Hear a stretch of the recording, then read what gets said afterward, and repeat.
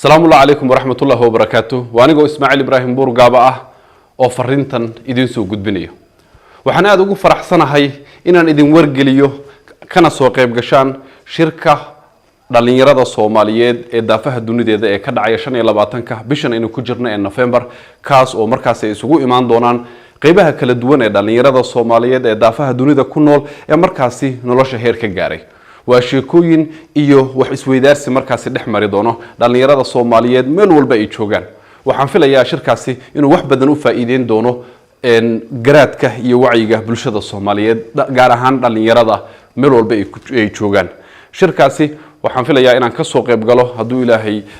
nagu simo waxaan jeclaan lahaa inaan idin ku baraarujiyo ka soo qayb galka shirkaasi oo waxtar weyn u leh bulshada Soomaaliyeed wuxuu ku saabsan yahay dadkani sheekooyinka ay nala wadaagayaan ama dadka heerarka gaaray dhinacyada kala duwan ee nolosha in markaasi sheekooyinkooda aan qaadano si ay noo dhiirigeliyaan annagana aan ugu dhaqaaqno himilooyinka iyo hadafyada aan nolosha ka leenahay waxaan noo balana 25ka bisha November iyo magaalada Jigjiga ku soo dhawaada Jigjiga